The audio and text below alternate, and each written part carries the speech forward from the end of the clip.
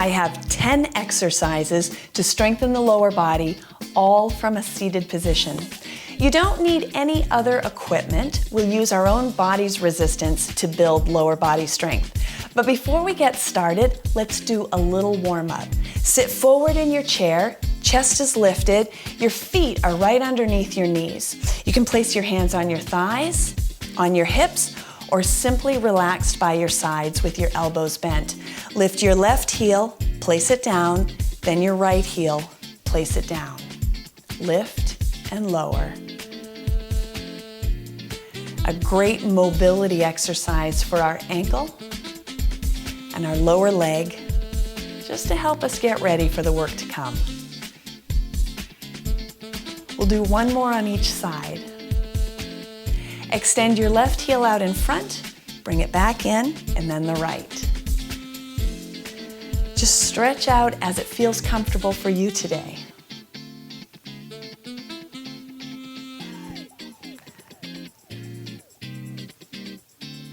One more on each side. Take your left leg out to the side, bring it back in, and then the right. So we're working our hips, warming them up just a little bit, also getting a little bit of rotation. 4 more.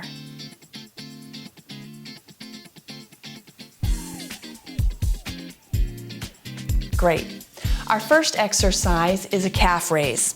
So again, sitting forward in your chair, your feet are right underneath your knees.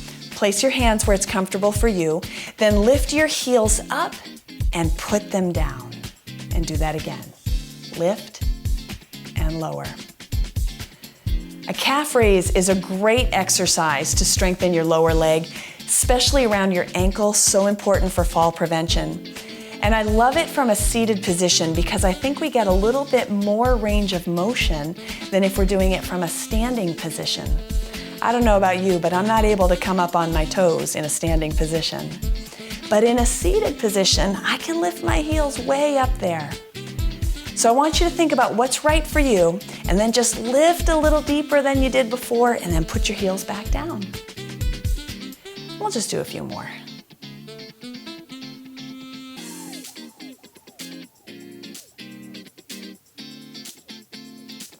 Great. Our next exercise, leg extension. Lift your left foot off the floor, flex your foot, and then kick your heel out in front.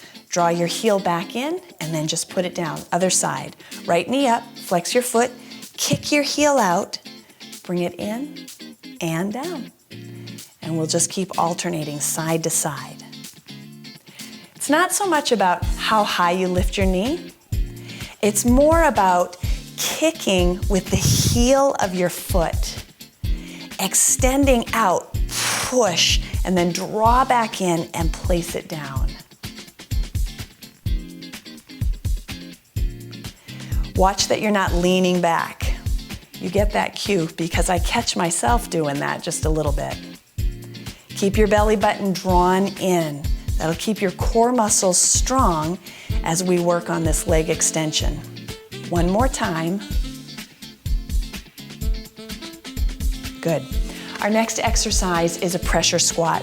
You can begin with your hands on your thighs. I want you to hinge forward, place weight in your feet, and imagine that I'm going to ask you to stand up. Squeeze your glutes, squeeze your hamstrings, squeeze your quadriceps, and then release. And we'll do that again. Put all your weight into your feet like you're going to stand up and release. And I actually find that that helps me a little bit if I bend my arms and I lift my elbows out in front and then I release.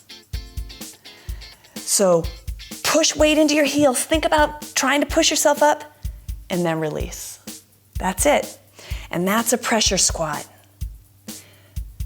Now, of course, we could stand all the way up and sit back down, but I'll save that for another day. For now, I just want you to think about almost standing up. To me, there's a lot of work in my muscles just in that position.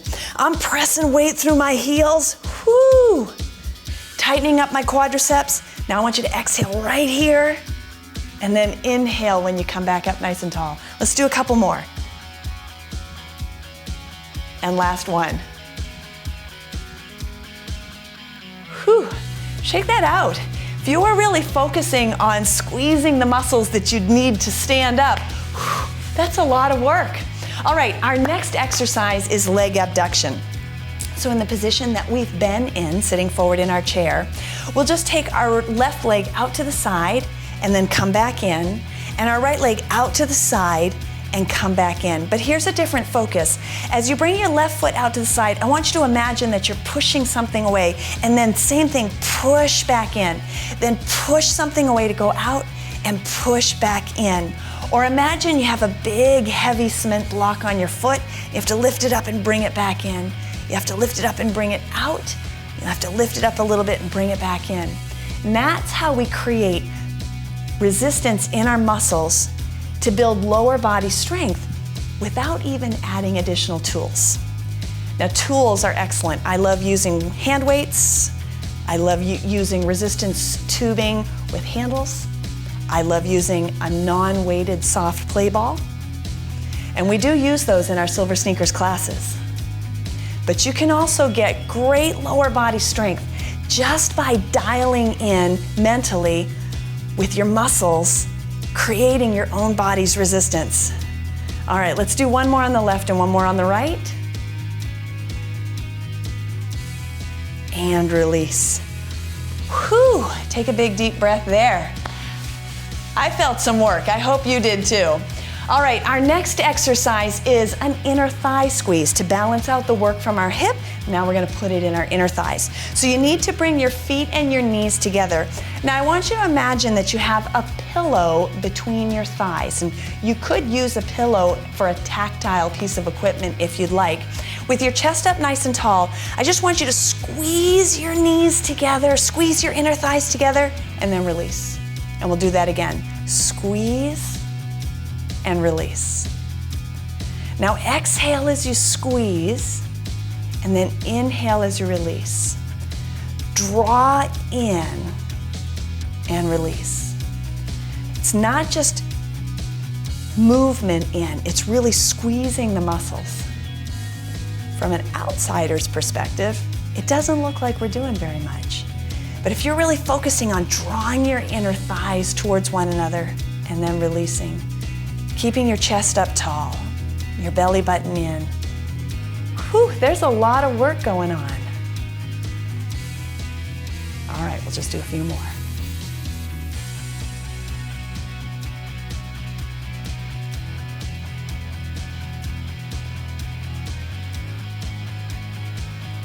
And release. Let the tension go out of your muscles that you just worked. Move around just a little bit. Our next exercise is a seated clamshell. More mobility for our hips. You need to bring your feet and your knees together, and then we're just going to open our knees out to the side and roll to the outsides of your feet, and then draw your knees back together. So we're just moving out and in. You can have your hands on your hips, on your waist, relaxed by your sides, what works best for you. But I do want you to think, again, pushing out against resistance, drawing back in against resistance. And you might imagine if you had a big rubber band around your thighs, what would it take to squeeze your knees open and then squeeze your knees close? And that's the idea of what we want to create for our own muscular resistance. All right, squeeze out and then draw back in.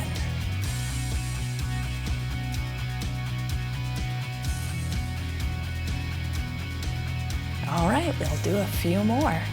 It's my favorite number. A few is my favorite number. All right, how about a few plus one? Great, that's it right there. Shake that out. Our next exercise is for our hamstring. So I'd like you to take your left foot out in front. Your foot is completely down on the floor, and then drag it back in. Now your right foot goes out and drag it back in. Imagine that you had gum on the bottom of your shoe. Yeah. And we want to drag the gum off our shoe. I'm scraping my shoe. I'm trying to get that gum off. Can you feel how your hamstrings engage? Really strengthen as we drag back in. Now, if you're on carpet like me, you're going to have quite a bit of resistance right there. But even if you're on a tile floor or a wood floor, if you're just pressing down, you'll get the resistance. Now, if you have socks on a wood floor, you might have to work at this just a little bit more.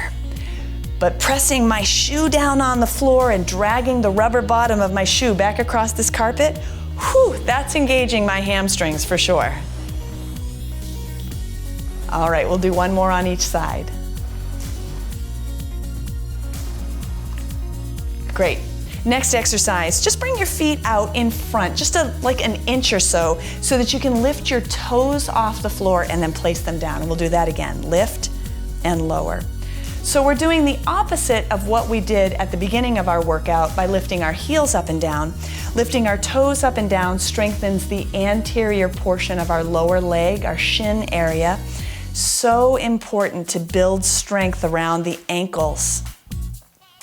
This will keep us able to react. Should we trip over something, need to be able to catch ourselves. Strengthening the front of your ankles is very important to keep us up on our feet. All right, so I just want you to lift a little pause at the top and then place it back down. How about 2 more? And then to cap this off, we'll just do a little toe heel rock. So lift your toes, then lift your heels. I need to slide my feet back just a little tiny bit. It means that I don't have as much mobility in the front. I'm not able to lift up quite as much as when my feet were out just another inch.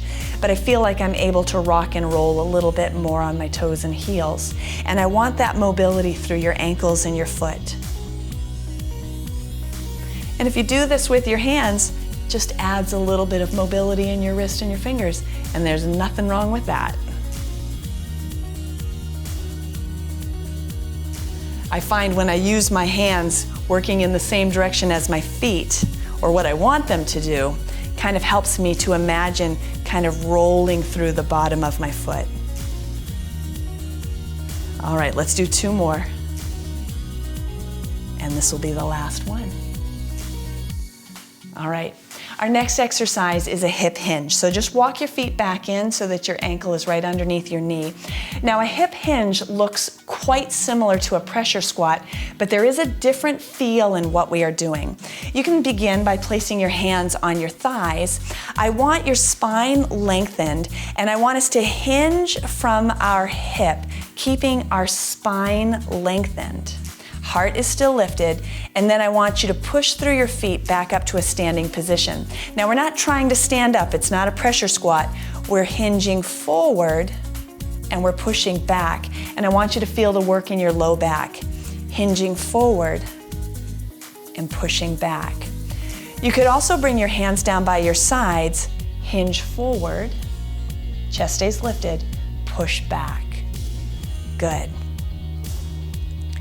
A hip hinge is a really important exercise just for functional mobility, being able to do all the things that we need to do in our home and outside of our home.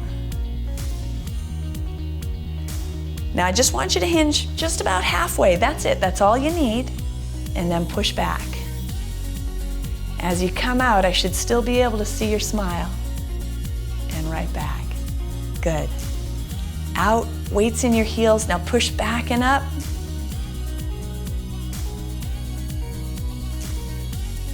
Remember, you can support your weight on your thighs as well. Several options that we can take. All right, we'll just do 2 more.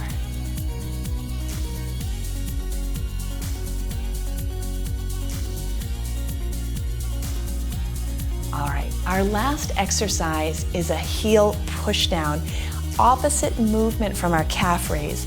I want you to lift your heel up, and then I want you to push it down into the ground. I want you to lift your right heel up and then push it down into the ground. Lift, push down. Lift, get ready, push down. So do you feel the difference? You're lifting, you're getting ready, and then you're pushing. I imagine that I have an aluminum can underneath my heel, and I want to push that aluminum can, scrunch it down there. That's it. Exhale. Engaging more of the muscles on the back of our leg, but all our leg is working for sure.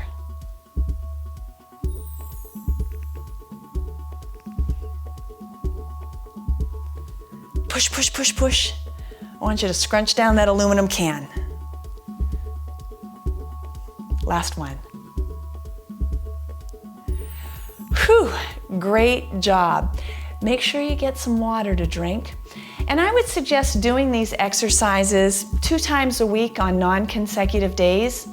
If you have a little bit more time and you want to work a little bit more, you might increase the number of reps just a little bit more than what we did today, or do the workout twice to double up the reps that we did in our workout today. The most important thing, keep moving, keep smiling, and I'll see you in our next workout.